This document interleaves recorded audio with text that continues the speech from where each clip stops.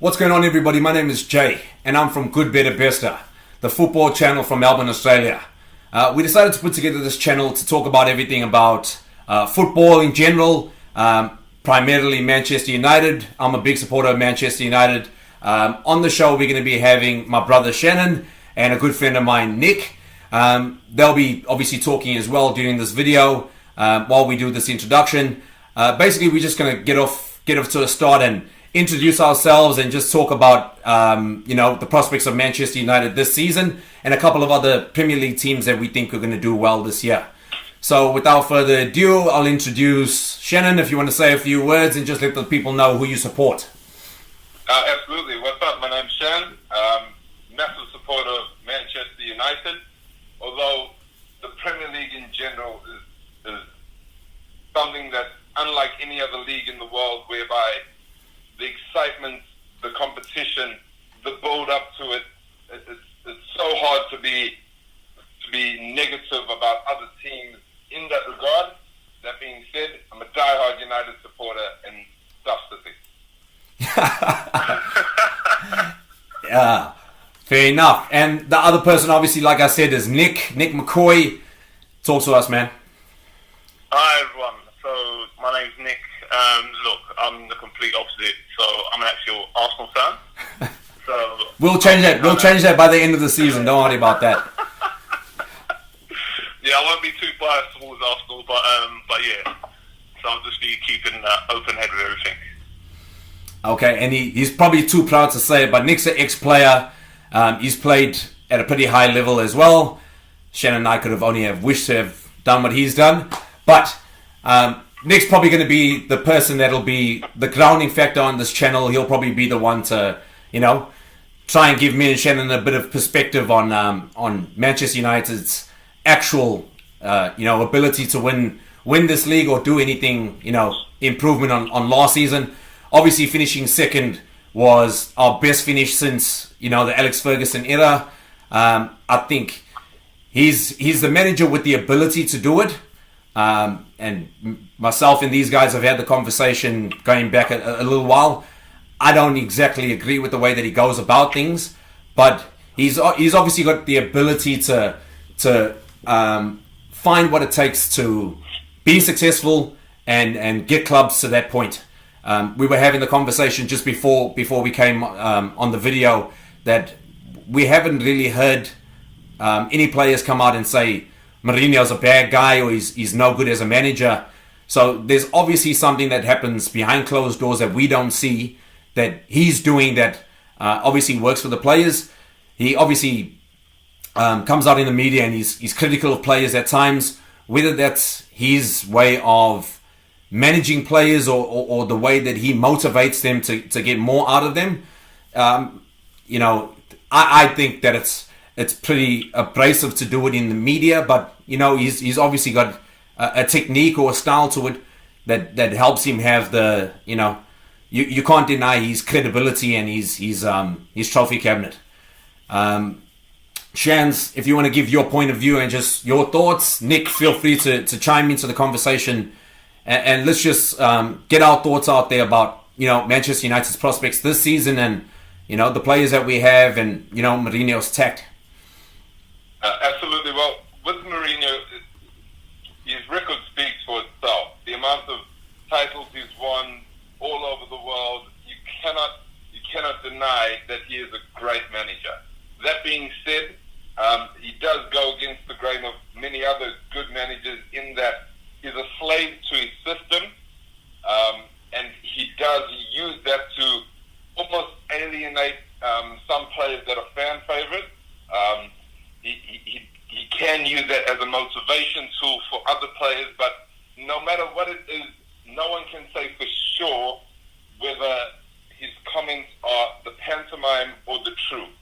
And it's that blurry line, that misdirection that he uses, much like a magician, to his own end to get results and win titles.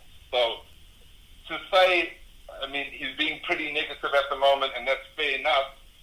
Hard to say what's happening behind closed doors. Hard to say that he's not using that as a tool to build up and create something special at United. It's not far-fetched to say that we might win the title this year, if not next year.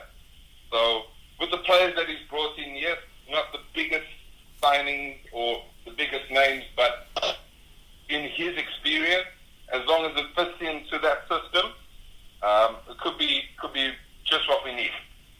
Yeah, I would back you up on that, because any club that he's been at, from Porto to Chelsea to even Inter Milan, he's never really had the biggest players. He never really signed the biggest players as such.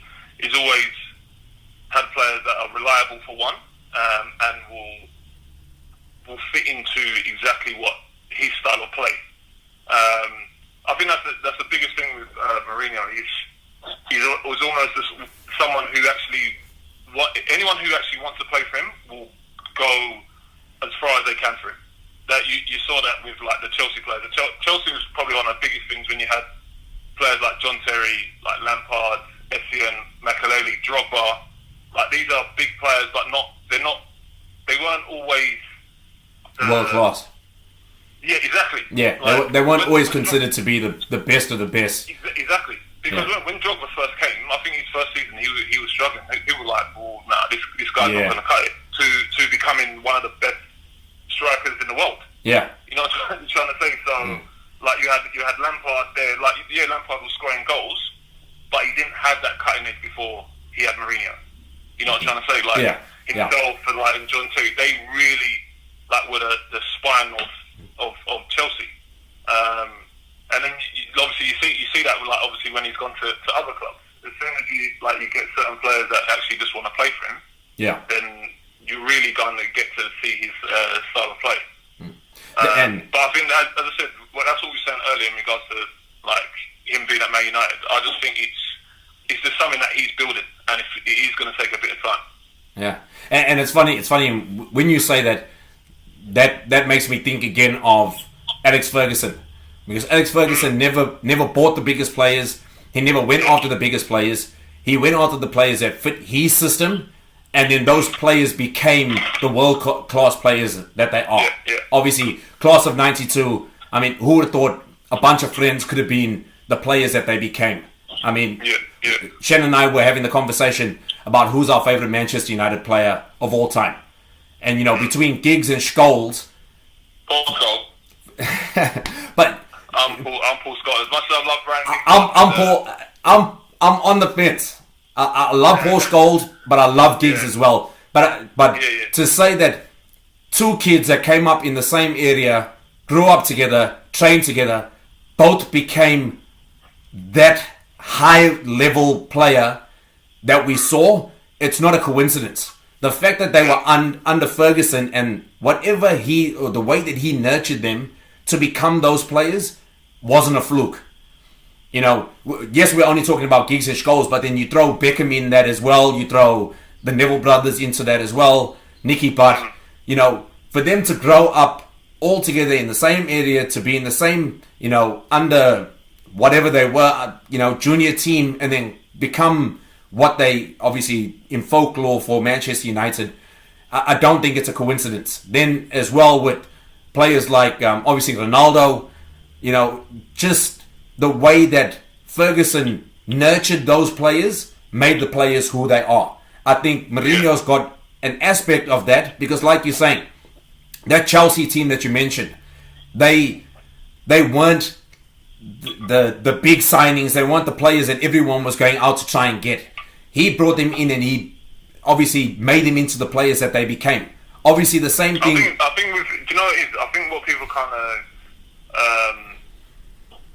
misunderstand is that because of like Chelsea, when obviously Abramovich took over, there was a lot of money being spent, and then some of these players were bought for like big fees. Yeah. But they weren't the finished article. Yeah. You know what I'm trying to say? And I think that's what everyone keeps like saying. Oh yeah, but Mourinho spent so much money here, spent so much money there. But yeah, he had players that weren't always cutting it. Yeah. So, but over a period of time, with him using the word nurturing, then you saw one of the biggest players. I'm thinking that is Drogba, because he did not look like he was going to cut it like the first season or something like that. Yeah. And then the results that he got after that was unreal, man. Yeah, I think it also comes down to the personality of the players, because again, under Ferguson, there was players that Ferguson signed that didn't come off either. There was, so they weren't big name players either. He brought them in thinking that they would fit a system or, his style of management. And we did have flops, obviously. So Mourinho had his flops. Ferguson had his flops. I'm not trying to make a direct comparison to the two of them, but I'm saying that the way that they nurture players to get the best out of them is obviously similar in that sense. Because a lot of managers now, and when you talk about transfer fees and how big the transfer fees were and whether they were big name players, I mean, the money that's been spent in the Premier League now is obviously the most that's ever been spent. But if you go back 5-6 years, 40 million for a player was massive money. That was an incredible amount. Now you're paying, big money for players. I mean, Chelsea just signed Kepa for 71 million. 23-year-old goalkeeper to replace Courtois. And I mean, he's not worth 71 million, but as Shannon says, you're paying for the age and you're paying for the possibility of what he could be. And the market's broken at the moment. To be paying that type of money for players that are unproven in the Premier League. I mean, Premier League players going to another Premier League club, sure. Then you can, the fees gotta sort of be bigger because you're selling to a rival in the same league and they're obviously accustomed to that league. Every single player that's pretty much come into the Premier League has needed time to adapt to the league and find their footing. There's very few that have come in and killed it. And absolutely, and that does stem back into what Nick was saying about Jose Mourinho, in that you do need to give these players time to adapt. I mean, you look at his second spell at Chelsea, he brought in the likes of Lukaku, Andre Schürrle, and Mohamed Salah. You wouldn't have said at that point in time that, for one, Mohamed Salah would be the player that he is today. And it also does stem back into that economic system that is the Premier League at the moment. It's future broadcast. So the price that you pay for a player now is not the price you're going to pay for a player when he does essentially pop in 2 to 3 years' time. You can double or triple your investment in that time, and that's the kind of money that will be spent on a player like Kepa in the next 4 years if he tends to be one of the best Premier League goalkeepers of our time. So that 71 million can translate to a minimum of 140 million in 2 to 3 years' time. Yeah. No, I agree to that. And that's why when we had the conversation and we say about players coming into the Premier League for big money, look, the comparison is going to be made all this season between Alisson and Kepa. Because two, big signing, big money transfers, I mean, that's 1 and 2 for this transfer window for the bigger signing fees. But they're going to be judged evenly depending on how their season goes. And I was saying that I think that Alisson is going to be more utilized than Chelsea's going to utilize Kepa, because I think Chelsea's got a better defensive unit than Liverpool does. So Alisson will be tested more to see whether he's better. That's why the shout for David De Gea is so strong for him being the best goalkeeper in the world right now. Because for the fact that the defense that he has in front of him compared to the defense that's in front of Manuel Neuer, when everyone says Manuel Neuer is a better goalkeeper, well, he's got a better defense in front of him. So he concedes less goals, so he has more clean sheets. So it's a given. But when you got David De Gea, with the defensive line in front of him that was signed by Alex Ferguson, 5 years on from Alex Ferguson's retirement, we still got the same defensive unit. And yet David De Gea, I think last season Manchester United were second or third defensively in the league. That's not because of our defense. That's because of David De Gea. So there's a bigger shout for him being the best keeper in the world.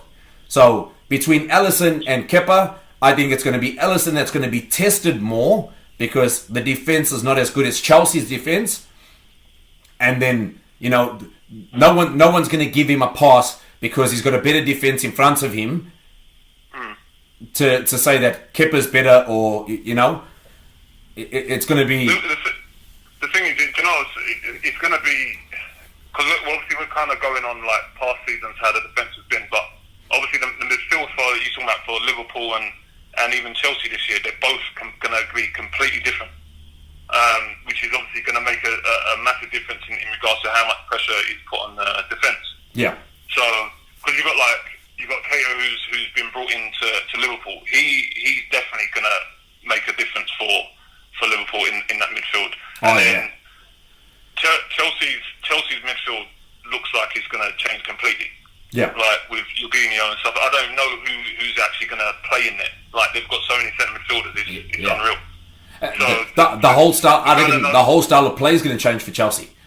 Yeah. The whole style of play, they're going to come away from, the style that Mourinho had before he left. Now Conte leaving, I think they're going to completely rethink the way that they've structured.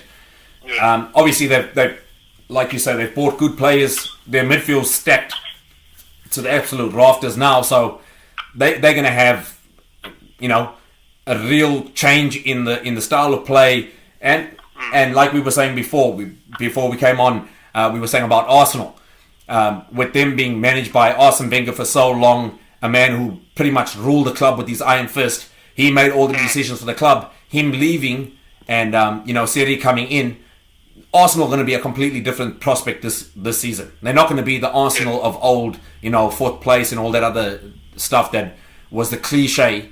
I think there's going to be a massive shake-up in the Premier League this season. No, with Arsenal, it's definitely going to be that, because for someone like Wenger's been in there for 22 years, it's very easy for some people within the team to kind of get complacent and stuff like that. Because sometimes that's when we're talking about new managers coming in, it's normally just to rev people up and to kind of to motivate some players and whatever. So Arsenal haven't had that. Yeah. They haven't had that for a very long time. So now they have to react, because they've really got to prove themselves. The players that were there, the players that are coming in. So we might see a complete different Arsenal that we've seen for the last few seasons. Yeah, that's right. And it could be to their detriment, or it could be to their benefit. And the same goes for a lot of clubs in the Premier League as it stands at the moment. West Ham has spent more money than they've spent in an extremely long time. They've spent more than anyone else. I think they're probably the highest spenders. And a change of manager there as well could see West Ham revived to the glory of old. The same can be said for a few teams in the Premier League. So, looking at it from a distance, you could say that the two Manchester teams would be the ones in that top 6 to 8 bracket with the same manager who can progress without an adjustment period. That being said, the adjustment period might be a good thing for a lot of these clubs. Of course, Liverpool still have Jurgen Klopp, and fantastic manager, touted to be at least the one to challenge City for the title this year. We could see some interesting things out of those top 3 teams.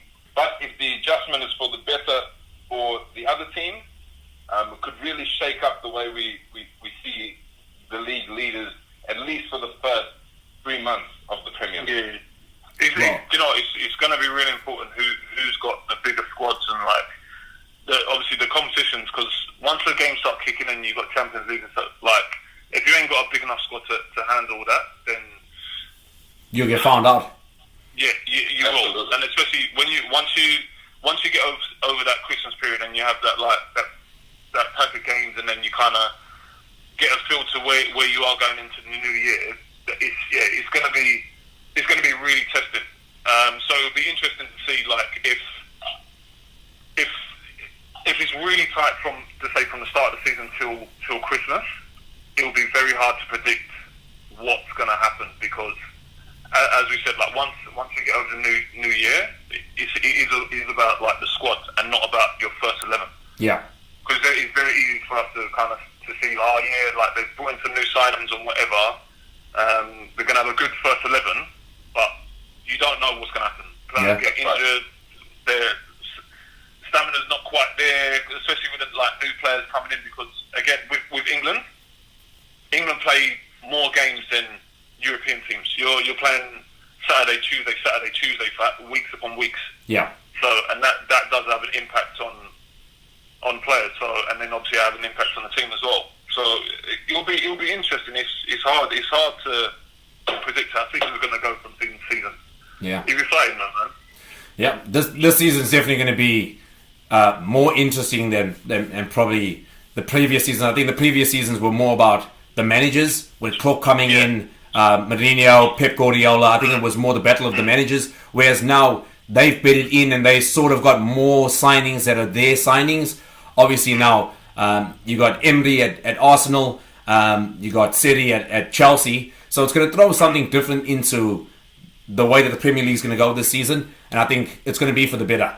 I think the only ones obviously to not add to their squad at all is Spurs, but I think they got a good team. But I mean, you got a good team, but you still need to improve in certain aspects, because I was listening with Tottenham. The thing that I always find with Tottenham, they're always going to compete, but there's always that cutting edge that is missing about them. I don't know what it is, whether it's the mentality or I don't know. There's just one little thing missing to them. Yeah. That goes to that next level. Yeah. Yeah. And it's just weird because they look more exciting than all the things that we could talk about. Sometimes they look like they could run away with things and whatever, and all of a sudden it could take 1 or 2 games, and then you're seeing the Tottenham revolt. Yeah. So it's weird. It's weird with them, like where they don't bring any signings in, but sometimes when you do bring in signings, does it disrupt the team? Yeah. You know what I'm trying to say? Yeah. That's right. So are they in a position where they can go, okay, cool, you know what? Like, we're actually growing as a team. We don't want to get into that position this season where we're looking very, very good for the first couple of months, and then all of a sudden we drop down. Because it probably just takes one little thing to trigger anyway. Yeah. It doesn't take much to destabilize a team. It doesn't take much. Especially when you got one striker in Harry Kane. You don't really have an out-and-out second option. I definitely thought they would have gone for a striker. But, Son's played up top when Harry Kane hasn't been available. But I think they'll, exactly like we said, January, after Christmas period, because they haven't added anything to create any more depth than they already have, yes, they're going to have the chemistry of having played a season together already. All of them obviously know the Premier League, but you still need to have, a backup plan or have depth, because fatigue's going to set in, just like, Tottenham were there towards the end of the season and then fell away. So were United. Yeah. United were there, we were close. We, 2 or 3 games could have gone our way where we got draws or a 1-0 loss. If we had more depth than what we had going into last season, we would have, made a good title challenge.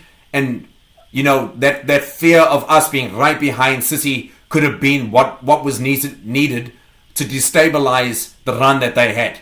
Because no one was close, they were so comfortable that when they were going against teams, the teams were too scared to take them on, because they're going, well, these guys haven't lost a game in 6 or 7 games straight. What makes us think that we're going to be the ones to overthrow them? And then the manager just goes, just play safe, just don't let them get a goal against us. So they're not attacking, trying to get goals, and that's what City want. City want you to sit back and not challenge their defense, because they don't have a great defense, but they got great attacking players. So then it plays right into City's hands, where you're playing defensive because you don't want to come for it, and then they catch you on the break, and because they got the quality up front, they find a way. The teams that went in against City and didn't care about the result and said, we're going to take them on, are the ones that got a result against City. So, that being said, guys, we're probably going to wrap up the video there. I want to thank Nick and Shannon for giving their thoughts and points of view. As we said, guys, this is our first video. Hopefully, we'll have more content coming up. We're going to be doing a review for the first game of the season, Manchester United versus Leicester City. We're going to be doing that and uploading that shortly, so you'll see that video as well. Guys, please comment, like, subscribe, and share. And hopefully you'll see us in a couple more videos. Thanks for that, guys, and we'll catch you later. One.